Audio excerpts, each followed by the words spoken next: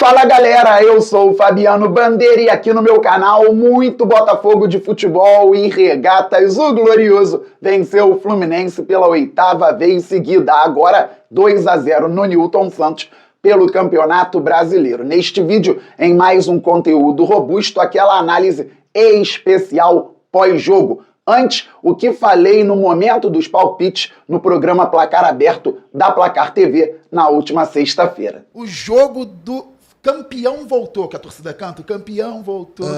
2-0 Botafogo, um gol em cada tempo. É? Pois é, galera, 2-0, um gol em cada tempo. Tudo bem que posteriormente o José Ilan me perguntou quem faria os gols do Fogão, eu falei Igor Jesus e Arthur. Marcaram Vitinho e Savarino, mas o que importa é a vitória do Glorioso, que ontem entrou em campo com uma formatação diferente, uma espécie de 4-4-2. John no gol, Vitinho na lateral direita, Jair e Alexander Barbosa na zaga, com o Cuiabano na lateral esquerda. No meio-campo, Gregory e Marlon Freitas pela direita, Matheus Martins em tese pela esquerda, Savarino mais adiantados, dois centroavantes, sendo que o Igor Jesus fez função de segundo atacante, jogou muito, e o Mastriani ficou mais preso na zona ofensiva, pertinho ou até dentro da área. Dessa forma, o Botafogo começou muito forte e surpreendendo o time treinado por Renato Gaúcho. Desde o primeiro segundo,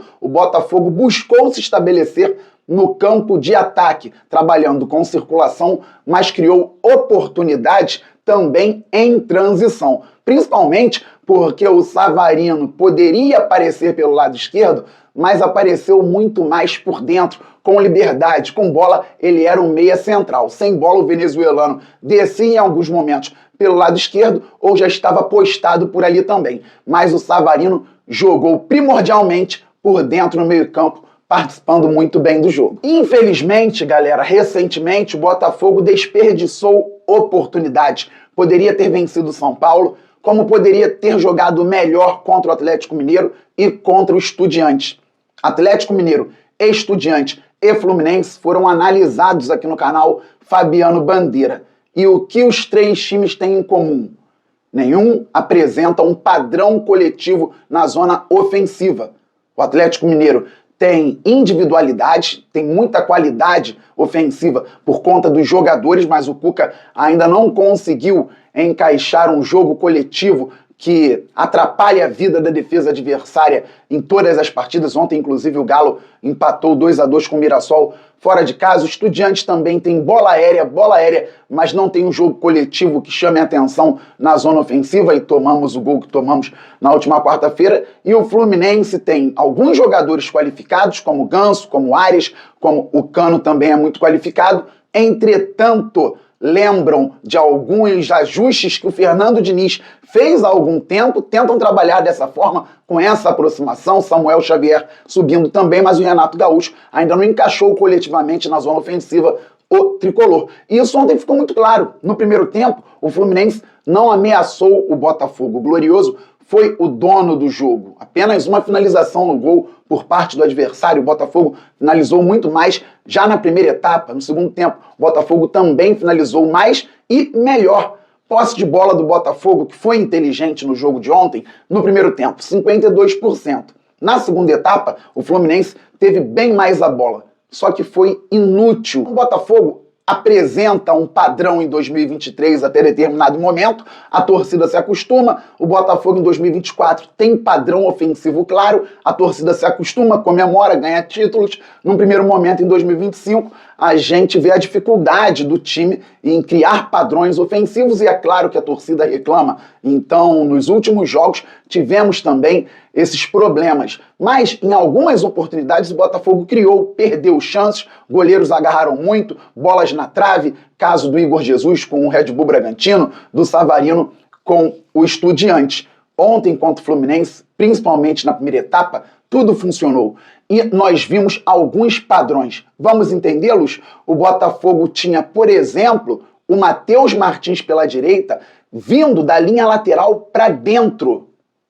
O Vitinho trabalhou por dentro várias vezes, já num padrão estabelecido em termos de posicionamento. Ele já começava a jogada por dentro, enquanto Matheus Martins estava aberto, ou buscando o fundo do campo, nem chegou tanto ali perto, ou vindo em diagonal para dentro. Do outro lado, corredor liberado para o cuiabano, já que o Savarino vinha trabalhar como um meia central. E os volantes do Botafogo, principalmente Marlon Freitas aproximando mais do Savarino, o Gregory participando no início das jogadas. O Mastriani e o Igor Jesus se aproximavam, o Botafogo buscou toques curtos, tabelas por dentro, e isso acabou gerando 2 finalizações, se bem me lembro, do Igor Jesus, até fracas na entrada da área. O Fábio ficou com a bola, mas o Botafogo tentou pela direita, bastante até, tentou por dentro com o Igor Jesus, Mastriani.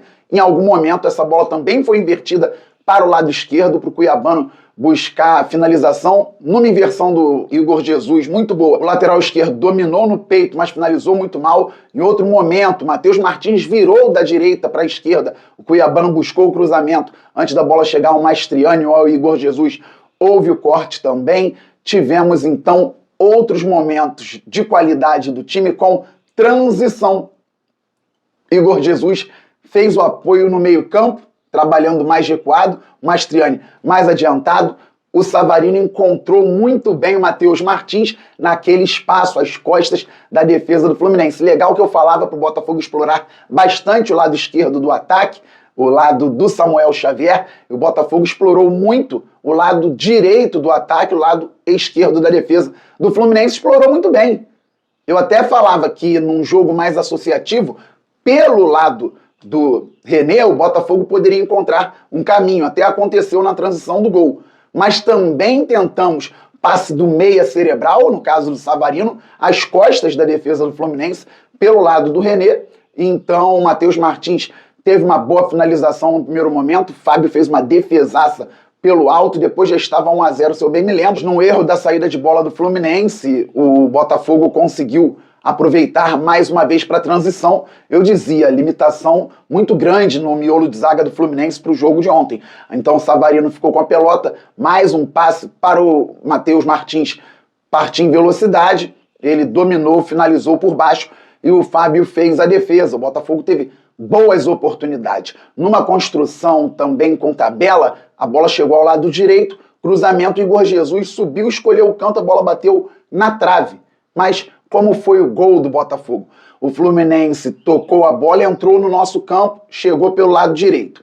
O Arias era o jogador mais perigoso do Fluminense, quem mais buscava o jogo, como também era de se esperar, a bola vai do lado do Arias para dentro. Nisso, o Martinelli, volante do Fluminense, parte para ser mais um na zona ofensiva. O Mastriani entende a hora de descer para contribuir na marcação. E o Mastriani participa na roubada de bola no campo defensivo. Então a pelota bate no Jair, chega ao Gregory, Marlon Freitas, Gregory, Savarino, abertura no lado direito. Quem está encostado na linha lateral? O padrão no jogo de ontem, Matheus Martins. Quem já está por dentro sem bola? Vitinho.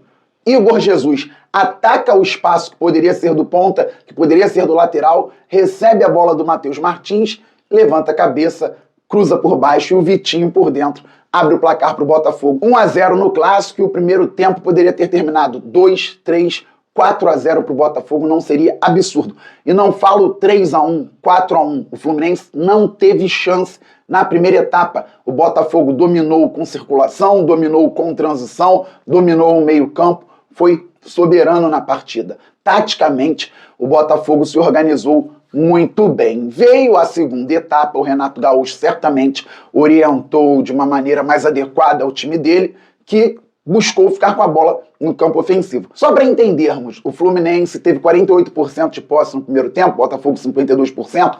Na segunda etapa, o Fluminense teve 72% de posse de bola, o Botafogo 28%. Ao fim de tudo, 61% para o tricolor das Laranjeiras, 39% para o Botafogo. Só que não adiantou o Fluminense ter 72% de posse de bola, porque o Botafogo marcou melhor, o Fluminense foi lento e sem inventividade. O Fluminense tinha dificuldade para dinamizar o jogo e o Botafogo conseguia marcar de uma maneira mais interessante. Olha que legal. Geralmente, quando o Botafogo não consegue o placar, chego em casa, me acalmo, vejo o jogo de novo 1, 2 vezes para tirar a emoção da partida, analisar com a razão e trazer para cá vários detalhes importantes. O que não deu certo, o que o Botafogo pode fazer para melhorar, qual o problema crônico que o time tem no momento.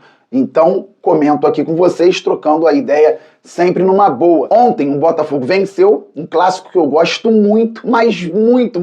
Eu fico muito feliz quando o Botafogo vence o Fluminense e felizmente já são 8 vitórias seguidas, 9 jogos sem perder. Então eu também não poderia ser tomado pelo entusiasmo, pela emoção, para comentar logo após a partida, logo após o apito final. Fiz a mesma coisa, cheguei, vi o jogo, revi melhores momentos e estou analisando aqui agora com vocês. Só que me surpreendi algumas situações que ocorreram no jogo, que eu no momento da partida lá no estádio não entendia como boas, vendo na televisão, me mostram o contrário. O Botafogo evoluiu sim. Eu saí do estádio com a impressão de que o Botafogo ainda estava muito mal defensivamente, que o sistema precisa melhorar muito. Precisa melhorar, mas o Botafogo em vários momentos controlou o Fluminense sem bola.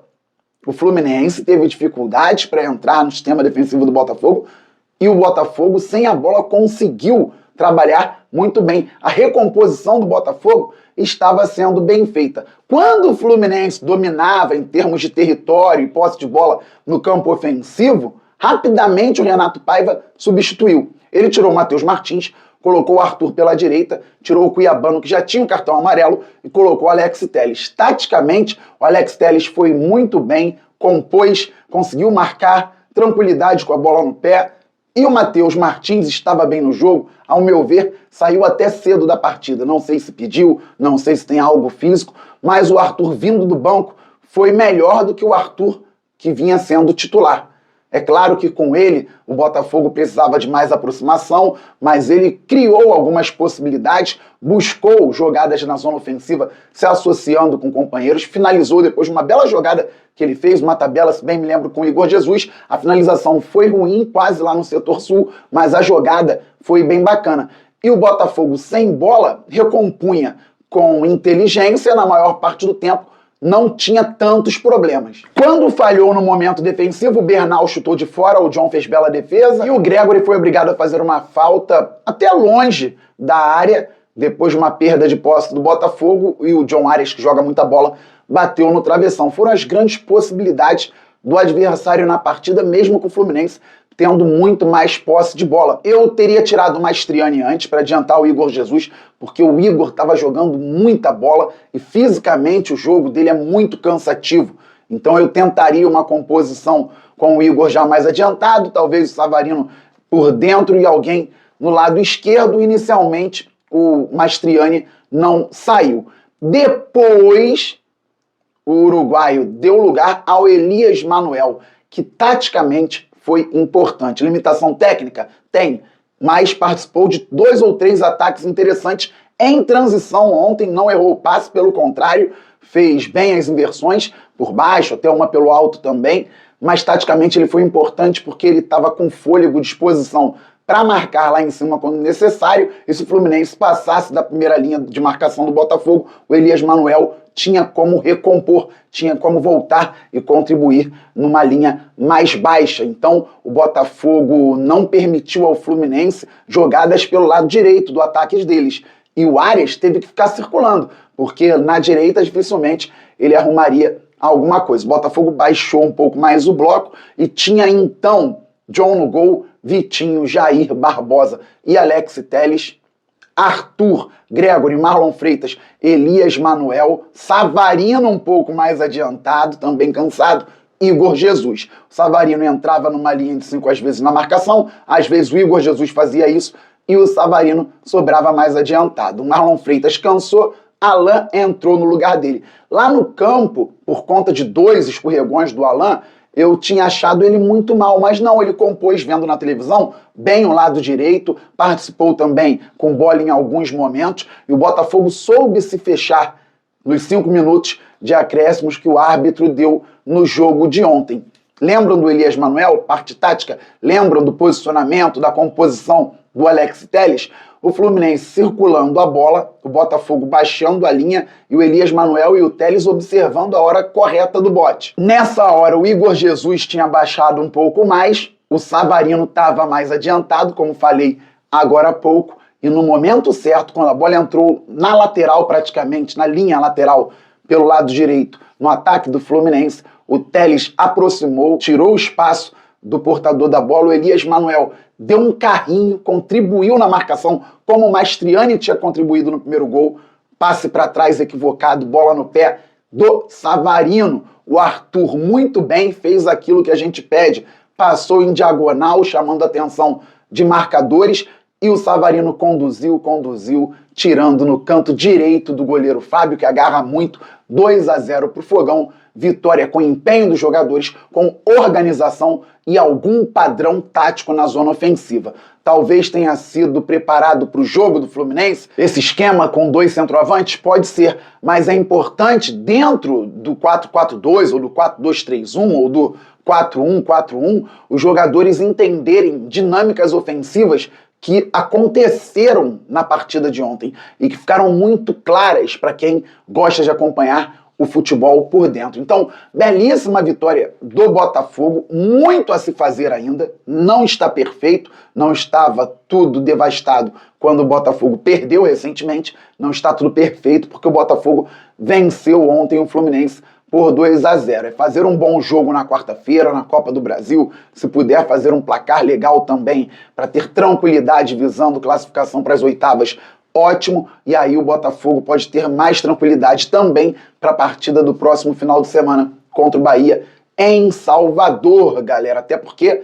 depois tem Libertadores, Carabobo na Venezuela. Então vamos comemorar, vitória no Clássico é sempre muito legal, 8ª consecutiva, 9 jogos sem perder, não posso fazer nada, respeita, como diz o Botafogo, o papai. Estamos muito juntos, o Botafogo disse isso, na verdade, colocou lá nas redes sociais. Estamos muito juntos. Ah, tá todo mundo vendo aí em play, todo mundo então se cadastrando no primeiro comentário fixado deste vídeo ou no link da descrição do vídeo, por intermédio do canal Fabiano Bandeira e jogando lá na Inplay, que não é casa de apostas, é muito legal e vocês fazem o canal crescer também. Beleza? Todo mundo se inscrevendo, deixando o like, ativando o sininho. Saudações alvinegras, aquele abraço, valeu, fui, fogo! 1, 2, 3, 4, 5, 6, 7, 8...